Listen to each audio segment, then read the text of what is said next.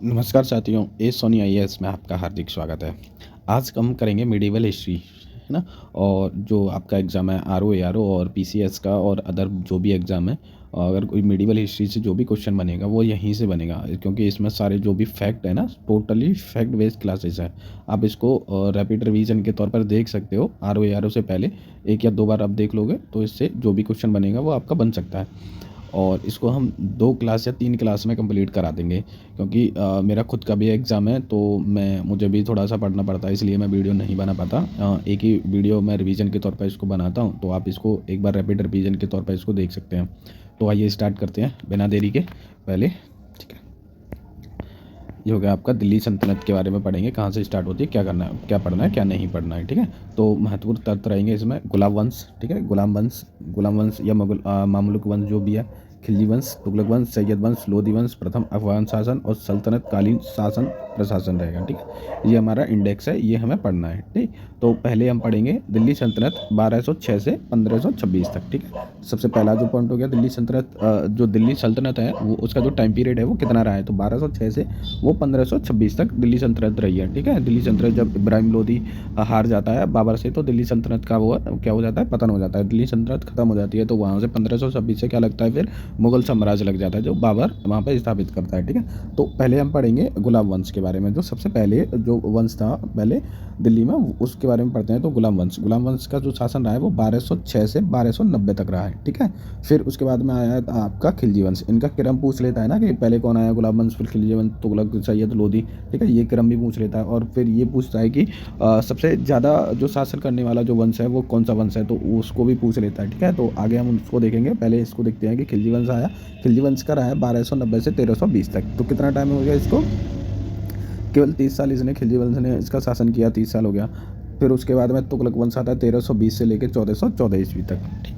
फिर आता है सैयद वंश। सैयद वंश होता है आपका 1414 से 1451 तक रहता है, ठीक है? फिर आता है आपका लोधी वंश। लोधी वंश आपका 1451 से 1526 तक रहता है, ठीक है? तो इसमें क्वेश्चन बनता है कि सबसे कम जो शासन करने वाला जो वंश है वो कौन सा वंश है। तो आप देखो, आपका जो खिलजी वंश है 1290 से 1320 में रहा है, ठीक है? 1290 से 1320 में रहा है, तो कितना रहा है इसने, 30 साल इसने शासन किया। वहीं आपका सैयद वंश देखेंगे तो सैयद वंश ने कितना करा है आपका, 14, ये हो गए 51 है, ठीक है?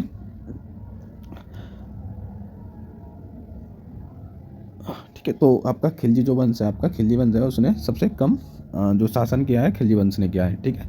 तो नेक्स्ट देखते हैं, हमारा पहला जो गुलाब वंश का जो पहला शासक कौन था, आपका कुतुबुद्दीन, ठीक है? कुतुबी वंश था, जिसमें कुतुबुद्दीन ऐबक शासक था। 1206 से 1210 इसने शासन किया है, ठीक? 1206 से 1206 में, 1210 तक इसने शासन किया। 1210 में इसकी मृत्यु हो जाती है। फिर उसके बाद में इसका बेटा था आराम शाह, इसने 8 माह इसने शासन किया। फिर उसके बाद में शमसी वंश आता है। शमसी वंश जो इल्तुतमिश से संबंधित था। इल्तुतमिश कौन था, किसने कितना शासन किया, 1210 से 1236 तक इल्तुतमिश रहा है, ठीक है? वहीं फिर उसके बाद में रुकनुद्दीन फिरोज शाह आता है, ठीक, 1236 में। फिर रजिया सुल्तान, 12 इसको हटा के रजिया सुल्तान बनती है शासक। फिर 1236 से 1240 तक रजिया सुल्तान रहती है। फिर उसके बाद में मुइजुद्दीन बारहमशाह आता है, जो 1240 से 1242 तक रहता है। फिर उसके बाद में अलाउद्दीन महमूद आता है, जो 1242 से 1246 रहता है, ठीक। फिर आता है आपका नासिरुद्दीन मोहम्मद, जो 1240 से 1266 रहता है। फिर उसके बाद में आ जाता है तुम्हारा बलबनी वंश, ठीक है? बलबनी वंश में आता है तो बल में जो गयासुद्दीन बलबन है, जो 1266 से 1287 ईस्वी तक इसने शासन किया। जो और इसके बाद में आता है कैकुबाद ने 1287 से 1290 तक इसने शासन किया है। फिर आता है क्यूमर्स, जो अंतिम था 1290 में, ठीक है? ये यहाँ पर इनका समाप्त हो जाता है गुलाब वंश का। फिर उसके बाद में आता है आपका खिलजी वंश। खिलजी वंश की जो स्थापना करी जलालुद्दीन खिलजी ने करी थी, 1290 से 1296, 4 साल इसने शासन किया। फिर उसके बाद में आपका अलाउद्दीन खिलजी आता है, और जलालुद्दीन खिलजी से बाद में अलाउद्दीन खिलजी आता है, 1296 से 1316 तक इसने शासन किया। फिर वो था आपका शहाबुद्दीन उमर, ठीक है? शहाबुद्दीन उमर आता है 1316 से 35 दिन इसने शासन किया, ठीक, ये इतना इंपॉर्टेंट नहीं है। फिर आता है कुतुब बिन मुबारक है, जो 1316 से 1320 में 4 साल इसने किया। फिर उसके बाद में नसरुद्दीन खुसरो खां आता है, जो 1320 में इसका पतन हो जाता है, पूरी तरह से खिलजी वंश समाप्त हो जाता है। फिर उसके बाद आता है आपका तुगलक वंश। ठीक है, तुगलक वंश की स्थापना किसने करी थी? तो गयासुद्दीन तुगलक ने करी थी। 1320 से 1325 तक इसने शासन किया, ये 5 साल। फिर उसके बाद में आता है इसका मोहम्मद बिन तुगलक, इसका बेटा, जो 1325 से 1351 तक इसने शासन किया। ठीक है, फिर मोहम्मद बिन तुगलक के बाद में फिरोज शाह तुगलक आता है। ठीक है, कौन आता है? फिरोज शाह तुगलक आता है, जो 1351 से 1388 ईस्वी में रहता है। ठीक, उसके बाद में नसरुद्दीन मोहम्मद तुगलक आता है। ठीक है, अंतिम जो शासक है तुगलक वंश का वो कौन है? नसरुद्दीन मोहम्मद तुगलक, जो अंतिम है 1398 में इसकी समाप्ति हो जाती है। फिर उसके बाद में आता है आपका सैयद वंश। सैयद वंश जो जिसकी स्थापना करी थी सैयद वंश की, तो खिलजी खां सैयद ने करी थी, है ना, उसके 1414 में। फिर उसके बाद मुबारक शाह आया 1421 में। फिर अलाउद्दीन आलम शाह आया अब 1398 में। यहाँ से इतने क्वेश्चन नहीं बनते हैं। फिर उसके बाद आता है बहलोल लोदी। बहलोल लोदी ने किसी की स्थापना करी थी? तो लोदी वंश की स्थापना करी 1451 से 1489 तक। फिर उसके बाद सिकंदर लोदी आता है। सिकंदर लोदी ने आगरा की स्थापना करी थी। वहीं इब्राहिम लोदी आता है 1517 से 1526 ईस्वी में। ठीक है, फिर उसके बाद में देखते हैं हम सल्तनत कालीन जो प्रमुख हैं उनके जो चित्र हैं वो उसको देखते हैं, है ना। तो एक बार क्या रहेगा कि देहान में रह सकता है वो। हम इनके अभी रिफॉर्म देखेंगे, क्या क्या इन्होंने कार्य किए उनके बारे में पढ़ेंगे। ठीक, अब जाता है भारत में मुस्लिम साम्राज्य की स्थापना। ठीक है, कैसे स्टार्ट हुई थी भारत में मुस्लिम साम्राज्य की स्थापना? तो मुस्लिम का उद्गम कैसे हुआ? भारत में मुस्लिम शासकों का साम्राज्य फैल गया। ठीक, मुस्लिम प्रभुत्व की वास्तविक शुरुआत हुई दिल्ली सल्तनत में। ठीक है, सबसे कम समय तक शासन करने वाला वंश है दिल्ली सल्तनत में सर्वाधिक शासन करने वाला वंश। ठीक है, तो भारत में जो मुस्लिम का उद्गम हुआ था वो 1192 ईस्वी में तराइन के द्वितीय युद्ध से हुआ है। ठीक है, जिसमें पृथ्वीराज चौहान विश मोहम्मद गौरी हुई थी। तो किसमें? 1192 में जो तराइन का दूसरा युद्ध हुआ है ना, तराइन का दूसरा युद्ध कब हुआ? 1192 ईस्वी में। ठीक है, और इसमें कौन कौन था? पृथ्वीराज चौहान और आपका तुम्हारा बाबर मोहम्मद गौरी था। ठीक है, वहीं भारत में मुस्लिम शासकों का जो साम्राज्य फैल गया वो कब फैला था? आपका 1194 में चंदावर युद्ध के पश्चात में भारत में मुस्लिम शासकों का साम्राज्य फैल गया। वहीं मुस्लिम प्रवृत्ति की वास्तविक शुरुआत कब से हुई है? आपके इल्तुतमिश ने। ठीक है, जो आपका दिल्ली सल्तनत जो वास्तविक संस्थापक जाना जाता है वो इल्तुतमिश को जाना जाता है। ठीक है, वहीं दिल्ली सल्तनत में सबसे कम शासन करने वाला खिलजी वंश है, जो 1290 से 1320 में 30 वर्ष शासन करता है। फिर दिल्ली सल्तनत में सर्वाधिक समय शासन करने वाला वंश कौन सा है? आपका तुगलक वंश है, जो 94 वर्ष सबसे अधिक समय तक क्या किया? शासन किया है। फिर आता है वंश के संस्थापक, जो मैंने अभी आपको बताए थे। जैसे वंश के संस्थापक हैं गुलाब वंश और कुतुबी वंश, जो एक ही वंश है। उसको कुतुबुद्दीन ऐबक ने स्थापना करी थी। राजधानी कहाँ थी? लाहौर। और देश कौन सा? तुर्क। दिल्ली सल्तनत का संस्थापक इसको माना जाता है, लेकिन वास्तविक इल्तुतमिश को जानता है। शमसमी वंश। ठीक है, अब यहाँ से क्वेश्चन नहीं बनेगा कि गुलाम वंश में किसने स्थापना करी, तो ये क्वेश्चन अब चला गया। अब यहाँ से पूछ सकता है कि राजधानी कौन सी थी, तो लाहौर राजधानी थी उसकी। शमसी वंश ने इल्तुतमिश का शमसी वंश में इल्तुतमिश राजा था दिल्ली। ठीक है, दिल्ली को इसने राजधानी बनाया और ये तुर्की था। और दिल्ली सल्तनत का वास्तविक संस्थापक माना जाता है और 40 का जनक माना जाता है। इसने 40 लोगों की जो एक कमेटी थी वो बनाई थी। ठीक है, जिसको 40 नाम दिया गया था। फिर आता आपका बलबली वंश में गयासुद्दीन बलबन था। दिल्ली की राजधानी तुर्क था और 40 का दमन कर दिया इसने। जो इल्तुतमिश ने जो 40 बनाई थी उसको दमन का मतलब खत्म कर दिया।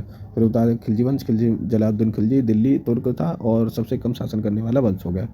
तुगलक वंश आपका गयासुद्दीन तुगलक, गाजी मलिक दिल्ली। गयासुद्दीन तुगलक ने गाजी मलिक की उपाधि ली थी, तुर्क था और सबसे अधिक शासन करने वाला वंश था। सैयद वंश को खिजर खां सैयद ने करी थी, दिल्ली था और तुर्की था ये। लोधी वंश बहलोल लोधी ने करी थी, दिल्ली में ही राजधानी थी और ये कहता था अफगानाबाद का प्रथम अफगान वंश कौन सा है? लोधी वंश। ठीक है, महत्वपूर्ण तथ्य क्या है? महत्वपूर्ण तथ्यों को देखेंगे। एक सेकेंड, मेरे पेन चेंज करते हैं। दिल्ली सल्तनत का जो सल्तनत के संस्थापक कुतुबुद्दीन ऐबक, जो हमने अभी देखी, वास्तविक संस्थापक इल्तुतमिश सल्तनत की राजधानी में स्थापित करा था इसने इल्तुतमिश ने। और अतमन लाहौर से शासन किया था किसने? ऐबक ने। दिल्ली का प्रथम मुस्लिम शासक इल्तुतमिश है और मुस्लिम प्रभुत्व को वास्तविक शुरुआत भी इल्तुतमिश से हुई है। मध्यकाल भारत की प्रथम महिला शासिका रजिया सुल्तान थी। सल्तनत का सबसे वृद्ध शासक कौन था? जलालुद्दीन खिलजी, 70 वर्ष का। ठीक है, दिल्ली सल्तनत का। फिर तुर्क शासक में सबसे अधिक शासन किसने किया था? फिरोज शाह तुगलक ने करा था। ठीक है, दिल्ली सल्तनत का सर्वाधिक विद्वान एवं शिक्षित शासक, जो खगोल शास्त्र, गणित, आयुर्विज्ञान सहित अनेक विद्यार्थियों में माहिर था, वो कौन था? मोहम्मद बिन तुगलक। ठीक है, इसको याद रखना है, मोहम्मद बिन तुगलक सबसे शिक्षित शासक था। ठीक है, वहीं सांकेतिक मुद्रा का प्रचलन करने वाला दिल्ली का सुल्तान था मोहम्मद बिन तुगलक, जिसने ही सांकेतिक मुद्रा का प्रचलन किया था। किसने? मोहम्मद बिन तुगलक ने। होली जैसे धार्मिक त्योहारों में भाग लेने वाला प्रथम दिल्ली का सुल्तान कौन था? मोहम्मद बिन तुगलक था, जो होली जैसे त्योहारों में भाग लेता था।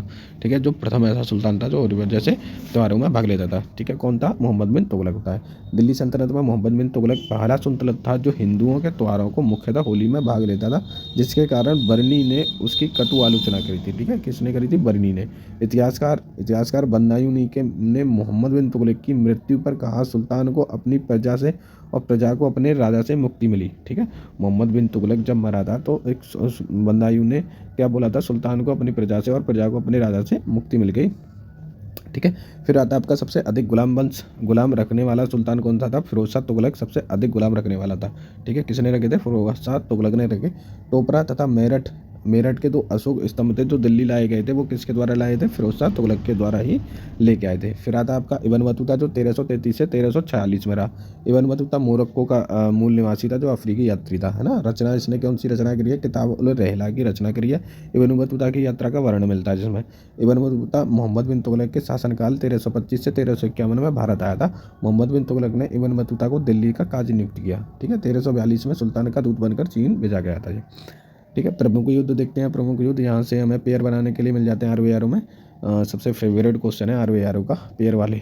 तो 1178 में आता है माउंट आबू का युद्ध होता है। ठीक है, ये पूछ लेता है पेयर करने के लिए माउंट आबू का एक साइड दे देगा माउंट आबू तराइन का प्रथम और तराइन का दूसरा युद्ध, और एक टाइम में दे देगा आपका एक साइड में डेटेड। ठीक है, तो उसको ध्यान में रखना है। तो माउंट आबू का जो युद्ध हुआ था वो कब हुआ? 1178 में। ठीक है, किन के बीच हुआ था? मोहम्मद गौरी और मूलराज भीमदुत्त के बीच में हुआ है। ठीक है, युद्ध किसने जीता था? भीमदुत्त जीता था इस वाले युद्ध को। 1778 माउंट आबू का युद्ध हुआ था मोहम्मद गौरी और भीमदुत्त के बीच में, जिसमें भीम की विजय हुई थी। ठीक है, फिर होता है आपका तराइन का युद्ध पहला। ठीक है, पहला तराइन का युद्ध होता है 1191 में, है ना। तराइन का प्रथम युद्ध हुआ, इसमें मोहम्मद गौरी और पृथ्वीराज चौहान थे। ठीक है, इसमें पृथ्वीराज चौहान की जीत हुई थी 1191 में। तराइन का दूसरा युद्ध होता है 1192 ईस्वी में। ठीक है, इसमें भी मोहम्मद गौरी और पृथ्वीराज चौहान थे, जिसमें मोहम्मद गौरी की विजय हुई। 1194 में चंदावर का युद्ध हुआ। ठीक है, 1194 में चंदावर का युद्ध हुआ, जिसमें मोहम्मद गौरी और जयचंद थे। ठीक है, मोहम्मद गौरी और जयचंद के बीच में हुआ था कौन सा? चंदावर का युद्ध, और ईयर कौन सी थी? 1194 थी। ठीक है, मोहम्मद गौरी इसमें विजय हुआ। 1215 में तराइन का तीसरा युद्ध होता है। ठीक है, तराइन का पहला युद्ध 91, दूसरा युद्ध 92 और तीसरा युद्ध हुआ है तुम्हारा 15 में। ठीक है, 1215 में तीसरा तराइन का युद्ध हुआ, जिसमें इल्तुतमिश और याल्दोस था। कौन था? इल्तुतमिश और याल्दोस था, जिसमें इल्तुतमिश की जीत हुई थी। 1518 में खतौली का युद्ध हुआ। कौन सा युद्ध हुआ? खतौली का युद्ध होता है, जिसमें महाराणा सांगा और इब्राहिम लोदी के बीच में हुआ। ठीक, महाराणा सांगा और इब्राहिम लोदी के बीच में कौन सा युद्ध हुआ है? आपका खतौली का युद्ध हुआ। टाइम पीरियड कब था? 1518 में। खतौली के युद्ध में किसकी जीत हुई थी? महाराणा सांगा की जीत हुई थी, और जो इब्राहिम लोदी था वो उसकी पराजय हुई। टाइम कितना था इसका? 1518 ईस्वी में कौन सा था? खतौली का युद्ध हुआ महाराणा सांगा और इब्राहिम लोदी के बीच में। 1526 में आपका होता है 1526 में पानीपत का प्रथम युद्ध होता है, जिसमें बाबर और इब्राहिम लोदी के बीच में होता है, और बाबर इसमें विजयी हो जाता है। दिल्ली सल्तनत व लोदी वंश समाप्त और मुगल वंश की स्थापना यहीं से हो जाती है। ठीक है, तो एक बार हम रिवीजन के तौर पर देख लेंगे डेटों को। 1178 माउंट आबू का युद्ध हुआ मोहम्मद गौरी और मूलराज भीमदुत्त के बीच में, जिसमें भीमदुत्त जीते थे। 1192 में 1191 में तराइन का प्रथम युद्ध होता है। ठीक है, पहला युद्ध, जिसमें कौन था? मोहम्मद गौरी और पृथ्वीराज के बीच में होता है, जिसमें पृथ्वीराज 1191 वाले उसको युद्ध को जीत जाता है। फिर उसके एक साल बाद होता है 1192 में तराइन का दूसरा युद्ध होता है, जिसमें मोहम्मद गौरी और पृथ्वीराज चौहान के बीच में होता है, और जिसमें मोहम्मद गौरी की जीत हो जाती है।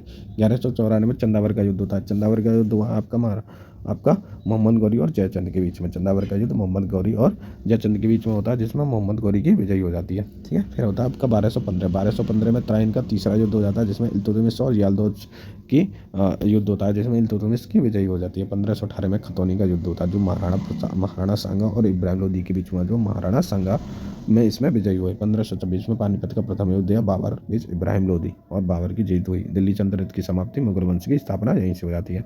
फिर आता आपका मंगोल आक्रमण से क्वेश्चन पूछ लिया था पहले, यूपीएससी में पूछा था यहीं से। प्रथम मंगोल आक्रमण कब हुआ था? 1221 ईस्वी में चंगेज खान में। ठीक है, इल्तुतमिश के शासनकाल में। तो यहाँ से क्वेश्चन बन जाता है कि पहला जो मंगोल आक्रमण हुआ था तो दिल्ली सल्तनत के किस शासक के समय में हुआ? ठीक है, तो कौन था उस समय? इल्तुतमिश था। टाइम पीरियड था 1221 ईस्वी में चंगेज खान का जो आक्रमण हुआ।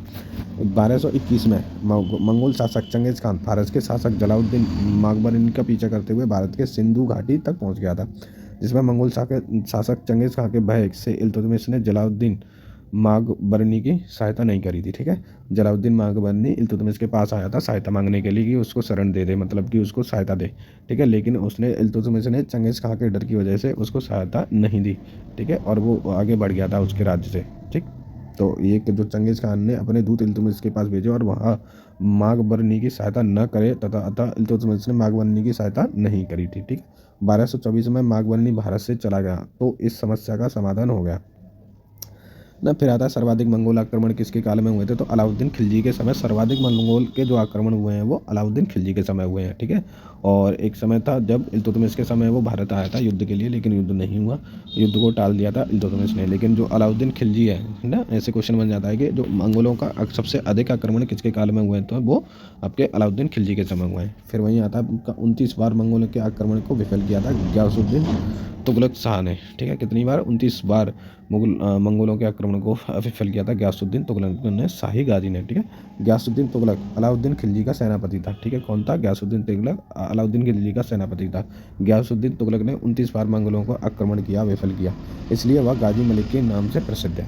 ठीक है, एक बार मंगोलों के आक्रमण को मोहम्मद बिन तुगलक में हुआ था। ठीक है, मोहम्मद बिन तुगलक था जब एक बार मंगोलों का आक्रमण हुआ है। ठीक, तो मंगोल का आक्रमण कब कब हुआ है तुम्हारा, इल्तुतमिश के समय में उसने संभाल लिया था, लेकिन सर्वाधिक जो मंगोल आक्रमण थे अलाउद्दीन खिलजी, और 29 बार गयासुद्दीन तुगलक ने उसको विफल कराया, और एक बार मंगोल आक्रमण हुआ है मोहम्मद बिन तुगलक के शासनकाल में। ठीक है, फिर आता है आपका चालीसा चहलगामी। ठीक है, चालीसा चहलगामी मतलब 40 गुलामों अमीरों का एक दल था जिसे चालीसा बनाया गया। किसने बनाया था, इल्तुतमिश ने, जिसमें इल्तुतमिश के गुलाम नासिरुद्दीन मोहम्मद, गयासुद्दीन बलबल और 40 का दमन किया। ठीक है, नासिरुद्दीन मोहम्मद और गयासुद्दीन बलबल ने 40 का दमन किसने कर दिया था, गयासुद्दीन बलबल ने 40 का मतलब को समाप्त कर दिया। फिर आता है नहर, नहरों को देखते हैं। नहर में सिंचाई के लिए नहरों का निर्माण करने वाला प्रथम सुल्तान था गयासुद्दीन तुगलक शाहगाजी। जो सबसे पहले सिंचाई के लिए नहरों का जो निर्माण करा था वो किसने किया, गयासुद्दीन तुगलक ने। ठीक है, जिसको गाजी मलिक की उपाधि मिली है। फिर दिल्ली का वह सुल्तान जो भारत में नहरों के बड़े जाल का निर्माण करने के लिए प्रसिद्ध माना जाता है वो है फिरोज शाह तुगलक।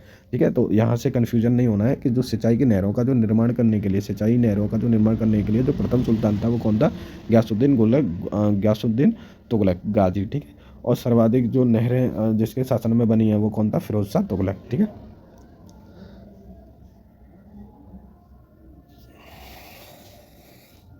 देखेंगे सिक्कों के बारे में। तो सिक्के ने कौन कौन से सिक्के चलाए थे। ठीक है, तो हम देखेंगे इल्तुतमिश ने कौन से सिक्के चलाए थे। इल्तुतमिश ने चांदी का टका चलाया था और जो तांबे का जीतल है वो चलाया था। ठीक है, प्रथम तुर्क सुल्तान था जिसने शुद्ध अरबी सिक्के चलाए थे। तो क्वेश्चन यहाँ से पुट अप कर सकता है वो कौन सा सुल्तान है जिसने सबसे पहले शुद्ध अरबी सिक्के चलाए थे, तो इल्तुतमिश ने चलाए थे।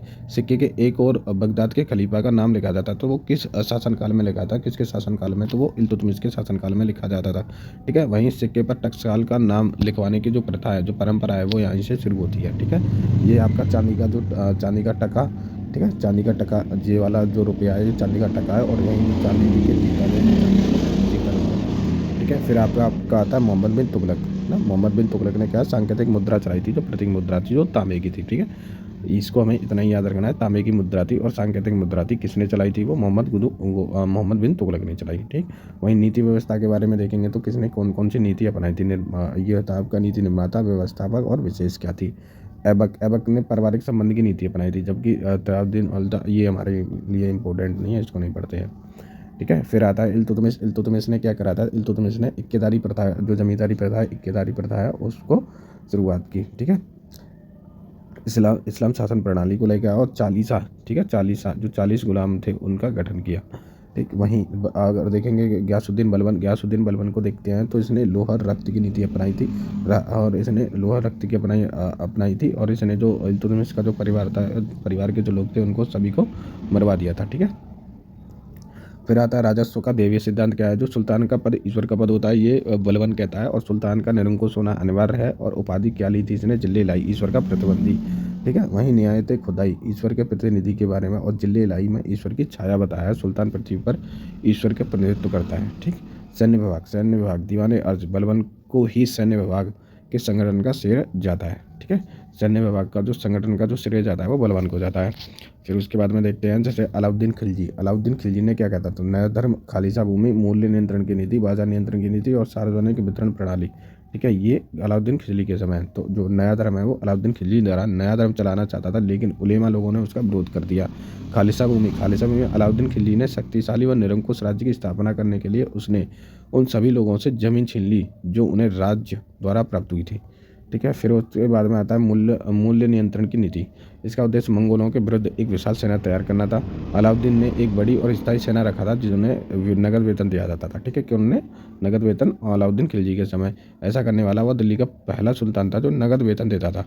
ठीक, यहाँ से ये हो गया। फिर आता है आपका मोहम्मद बिन तुगलक। मोहम्मद बिन तुगलक में दीवाने अमीर कोही नाम से एक नाम दिया गया है, दीवाने अमीर कोही। ठीक है, और इसके जो विशेष नाम वो कृषि विभाग से रिलेटेड है। राजधानी परिवर्तन, इसमें राजधानी दिल्ली से देवगिरी ना वो दौलताबाद और तुगलकाबाद और औरंगाबाद ले गया। कौन ले गया था? मोहम्मद बिन तुगलक, दीवाने अमीर कोही और राजधानी परिवर्तन को। फिर उसके बाद में आता है आपका दीवाने खैरात, बेरोजगार कार्यालय। इसने मुस्लिम जो बेरोजगारों को रोजगार दिलाना न और दाल चला करना। ठीक है, दार उल सफ़ा खैराती अस्पताल और दीवाने बंदरगाह बदगान दासों की देखरेख के लिए सल्तनत में सबसे अधिक गुलामों वाला शासक बना है। ठीक, फिर उसके बाद में देखते हैं आपका फिरोज शाह तुगलक। फिरोज शाह तुगलक के बारे में कुछ 2-3 पॉइंट याद रखने। लोक निर्माण विभाग की 5 नए राज्यों का निर्माण हुआ है, फतेहाबाद, हिसार, फिरोजपुर, जौनपुर और मुरादाबाद। ठीक है, 1200 और 1300 ये हमारे लिए इंपॉर्टेंट नहीं है, इसको ज़्यादा छोड़ देते हैं। फिर देखते हैं हमें अनुवाद विभाग है, हिंदी मुस्लिम संप्रदाय की ये वाली चीज़ें हो जाती हैं। फिर उसके बाद में आता है आपका हज की व्यवस्था। हज की व्यवस्था राज्य के खर्चे पर हज की यात्रा होती है। गजे सिकंदर ये इसमें भूमि के मापन के लिए। ठीक है, फिर आपके बारे में देखते हैं आपका हो जाता है सिकंदर लोदी। सिकंदर लोदी के बारे में देखेंगे। सिकंदर लोदी क्या था? सिकंदर लोदी गजे सिकंदरी के नाम से आता और भूमि के मापन के लिए ये प्रसिद्ध था। ठीक, फिर आता है अमीर खुसरो। हाँ, अमीर खुसरो के बारे में देखते हैं। अमीर खुसरो कौन था? सामान्य परिचय देखेंगे। जन्म 1253 में एटा उत्तर प्रदेश में और मृत्यु 1325 दिल्ली में हुई थी। ठीक है, और निजामुद्दीन औलिया की मृत्यु के अगले दिन इनकी मृत्यु हो गई। जैसे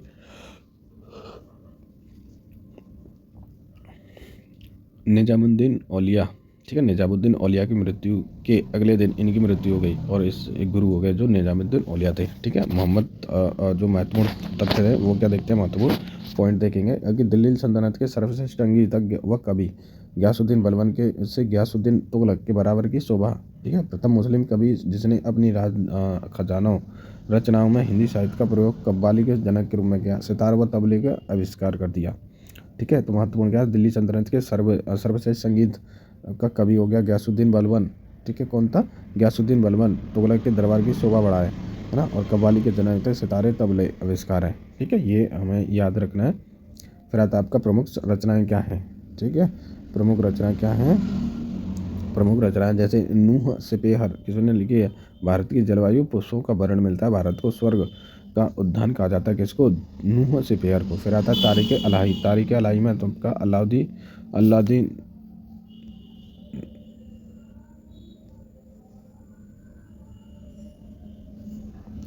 ठीक है, फिर उसके बाद में देखते हैं जैसे तुर्कला उपाधियाँ क्या ली थी, तो तुर्कल्ला की जो उपाधि है तुर्कल्ला किसने ली थी? उपाधि निजामुद्दीन औलिया ने तुर्कल्ला की उपाधि ले ली। ठीक है, वहीं तूते हिंद की उपाधि भी इसने निजामुद्दीन औलिया ने ली थी और भारत का तोता भी इसने ही ली थी। फिर उसके बाद में देखते हैं सल्तनतकालीन साहित्य के बारे में देखेंगे। तो जैसे सियासतनामा, ठीक है, किसने लिखी है? निज मुतल्लिक तुस्सी ने ये लिखी हुई सियासतनामा। चचनामा अली अहमद ने लिखी है।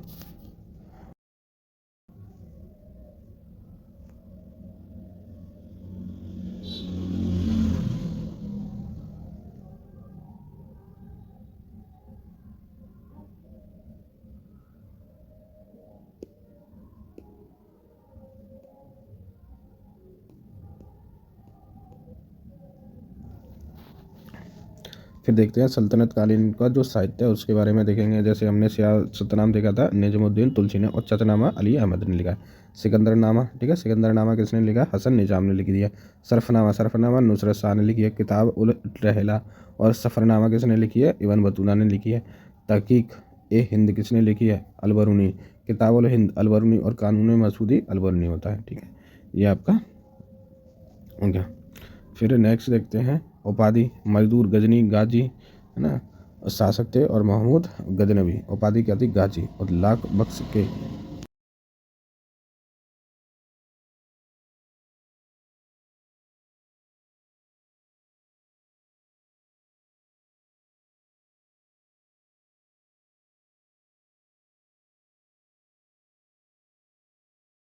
For that, you'll have to turn off airplane mode.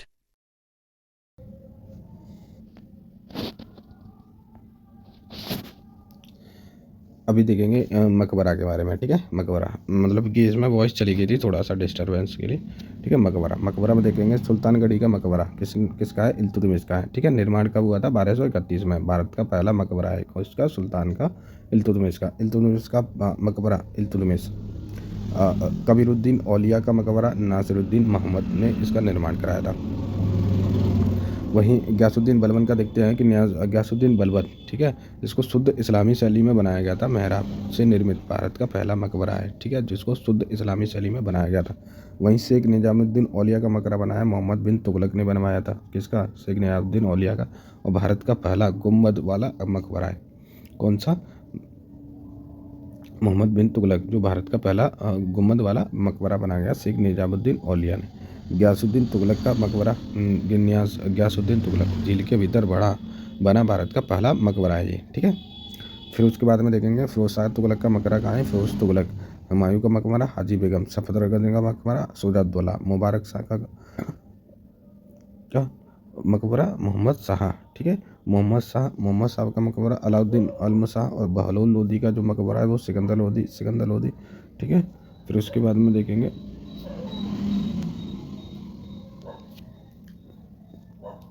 ठीक है। फिर उसके बाद मैंने खाने जहाँ का मकबरा कहाँ बना, जोना शाह खाने जहाँ का मकबरा बना है लाहौर में कुतुबुद्दीन ऐबक का मकबरा का निर्माण कराया था, ठीक है।